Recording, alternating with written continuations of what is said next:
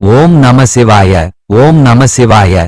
என் அன்பு குழந்தையே, என்னிடம் வேண்டுதல்களை வைத்து விட்டு நம்பிக்கையோடு காத்திருக்கின்றாய். ஆனால் காலங்கள் தான் கழிகிறதே தவிர வேண்டுதல்கள் நிறைவேறிய பாடில்லை. உன் காத்திருப்புக்கு ஒரு நல்ல முடிவில்லாமல் இருக்கிறது. ஏன் இந்த தாமதம்? எதற்காக இந்த தாமதம்? எப்பொழுதுதான் உன் வேண்டுதல்கள் நிறைவேறும்? உன்னுடைய இத்தனை கேள்விகளுக்கும் இப்பொழுதே பதில் சொல்ல வந்திருக்கின்றேன். எதற்காக உன்னுடைய வேண்டுதல்கள் மட்டும் கால தாமதம் ஆகிறதை என்பதை ஒரு நிகழ்வின் மூலம் தெரிந்து கொள். ஒரு ஊரில் ஒரு சிலை செதுக்கும் சிற்பி ஒருவர் இருந்தார். கைதேர்ந்த புகழ் வாய்ந்த சிற்பியவர். ஒரே நாட்களில் 4 சிற்பங்களை கூட செதுக்கும் வல்லமை பெற்றவர். அவருக்கு சீடன் ஒருவனும் இருந்தான். அந்த சிற்பியானவர் ஒரே நாளில் பல சிற்பங்களை செதுக்கும் வல்லமை இருந்தாலும் அவர் ஒரே ஒரு சிற்பத்தை மட்டும் வருட கணக்காக செதுக்கிக் கொண்டிருந்தார். தினமும் அதை எடுத்து சிறிது சிறிதாக செதுக்கிவிட்டு எடுத்து தனியே வைத்துவிட்டு மற்ற சிற்பங்களை செதுக்குவார். வருடங்களாகியும் அந்த சிற்பத்தை மட்டும் அவர் செதுக்கி முடிக்கவே இல்லை. அவருடைய சீடனுக்கும் சந்தேகம் எழுந்தது. ஒரு நாள் தன் குருவிடமே கேட்டான். குருவே, எல்லா சிற்பங்களையும் ஒரு நொடியில் செதுக்கிவிடும் நீங்கள் இந்த ஒரு சிற்பத்தை மட்டும் ஏன் இத்தனை காலங்களாக மெதுவாக செதுக்கிக் கொண்டிருக்கிறீர்கள் என்று. குரு கூறினார், மற்ற சிற்பங்கள் எல்லாம் பணத்திற்காக நான் செதுக்குவது.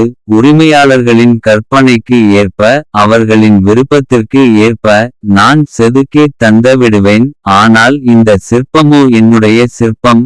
என் விருப்பங்களுக்காக நான் செதுக்கும் என்னுடைய சிற்ப கலையை நான் வெளிக்காட்ட விரும்புகின்றேன். என் கற்பனை வளங்கள் அத்தனையும் எட்டாத வேகத்தில் எடுத்துச் சென்று இந்த சிற்பத்தில் சேர்க்க நினைக்கின்றேன். நான் பார்த்து பார்த்து ரசித்து ரசித்து எனக்காக என்னுடனே வைத்துக்கொள்ள நினைக்கும் என் சிற்பம் இது. அத்தனை எளிதில் இதை செதுக்கி விட முடியாது. அத்தனை எளிதாக இதை உடைத்து விடவும் கூடாது. அதனால்தான் என்னுடைய திறமை அத்தனையும் கொட்டி மெதுவாகவே செதுக்கிக் கொண்டிருக்கிறேன்.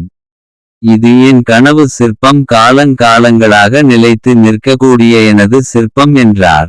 கால தாமதமானாலும் காலங்கள் தோறும் நிலைத்து நிற்க வேண்டும் என்பதை என் ஆசை என்று கூறினார். இப்பொழுது சீடனுக்கு எல்லாம் புரிந்து விட்டது. என் தங்கமே, உனக்கும் புரிந்து விட்டதா? நீ எனது கனவு சிற்பம். உனக்கு நான் தர வேண்டியதை தரமாகவே தர நினைக்கிறேன். உன் வாழ்வில் நடக்கும் எல்லா விஷயங்களும் நிலையானதாக இருக்க வேண்டும். தரமானதாகவும் கட்டாயம் இருக்க வேண்டும். உனக்கு நான் தரு மகிழ்ச்சி நிலைத்து நிற்க வேண்டும். உன் வாழ்க்கையை நான் பார்த்து பார்த்து செதுக்கிக் கொண்டிருக்கிறேன். உன் மேல் படும் ஒவ்வொரு ஒளியும் நான் செதுக்குவதால் ஏற்படும் வலிகள்தான்.